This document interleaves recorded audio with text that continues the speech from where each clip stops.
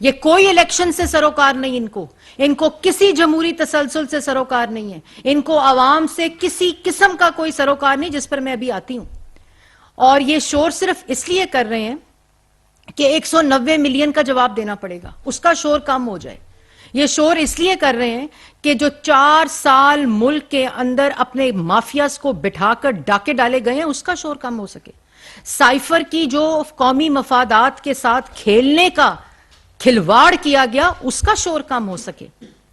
जो IMF की deal को सबोटाज करने के लिए अपने वुजरा से खतूत लिखवाने की कोशिश की गई, उसका शोर कम हो सके। ज़कात के पैसों को सियासत के लिए इस्तेमाल किया अपने जाती मुलाजमीन के नाम पर, उसका शोर कम हो सके। ये चाहते हैं कि मुल्क, अभी क्या फरमा रहे थे, इतने बेशरम और झूठे शख्स हैं। अभी क्या कह रहे थे कि हमें 2018 में वो मईशत मिली जहां मुल्क दिवालिया हो रहा था। क्या दिमाग की कोई चीज ठीक भी है जो ये गुफ्तगू कर रहे हैं? 2018 में जो मईशत इनको मिली, वो इनके डेटा के मुताबिक 6.1% पर मुल्क तरक्की कर रहा था। जो मईशत इनको मिली उसमें महंगाई तारीख की कम सतह पर थी, 2.3% महंगाई खाने पीने की अशिया की थी और 3.6% महंगाई मुल्क की महंगाई की शरह थी। सीपैक आया, 14,000 मेगावाट बिजली देकर लोड शेडिंग 0 पे की, दहशत गर्दी खत्म की, मुल्क के अंदर मोटरवेज का जाल बिछाकर इनको दिया, प्रोजेक्ट्स इनको दिए, तरक्की करता मुल्क इनके हवाले किया, जिनको इन्होंने जो मुल्क के ऊपर मुसल्लत थे। ये कहते हैं मुल्क दिवालिया हो रहा था।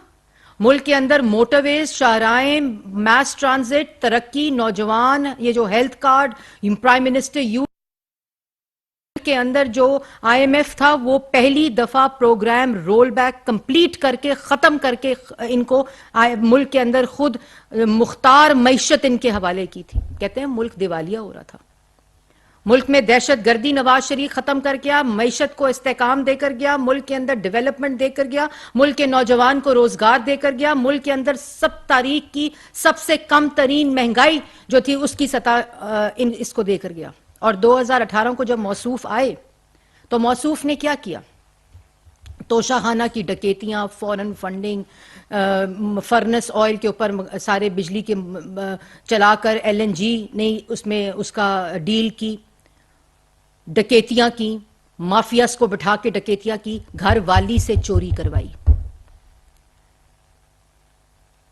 अपनी फ्रंटमैन फराह गोगी से चोरी कराई। आज इमरान खान साहब ने क्यों नहीं जिक्र किया उस कैलिफोर्निया कोर्ट के मुकदमे का जिसका शोर है? आपका मतलब है कि असेंबली को तोड़ने का शोर मचा के कैलिफोर्निया कोर्ट के फैसले का शोर जो है वो कम हो जाएगा, जो 20 दिसंबर को इस्लामाबाद हाई कोर्ट में फैसला लगा हुआ है?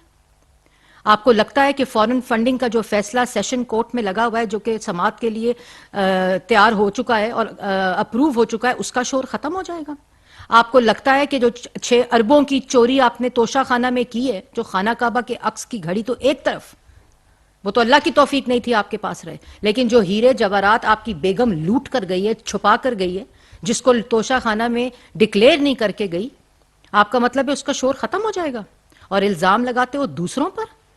आज कहते हैं कि मैंने कुछ भी नहीं किया, मैं सिर्फ देखता रहा, तमाशा देखता रहा और जनरल बाजवा सब कुछ कर रहे थे। तो फिर उन्हीं जनरल बाजवा को कमरे में बंद करके उनको एक्सटेंशन की ऑफर क्यों की थी?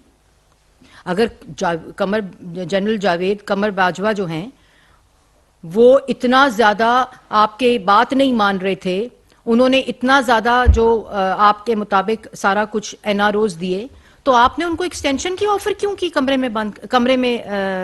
बंद कमरे में बैठकर क्यों की? अगर आपके पास इख्तियार नहीं था तो आज जो नौटंकी कर रहे हैं, तमाशे कर रहे हैं, तो उस वक्त बताते अवाम को मैं असेंबली तोड़ने लगा हूं क्योंकि जनरल बाजवा जो है वो मुल्क को, मुझे लोगों की एहतसाब नहीं करने दे रहे और मुझे अपना काम नहीं करने दे रहे। उस वक्त असेंबली तोड़ देते। क्यों नहीं तोड़ी? क्योंकि आप असेंबलियां तोड़ने का हौसला नहीं रखते। इसी असेंबलियों की वजह से आपने अपनी चोरियों के खिलाफ तहफ्फुज लिया हुआ है। आपको पता है कि ये जिस दिन 2 असेंबलियां टूट गईं तो जो खैबर पख्तूनख्वा में 9 साल से डकैतियां और चोरियां, वो भी अवाम के सामने आएंगी।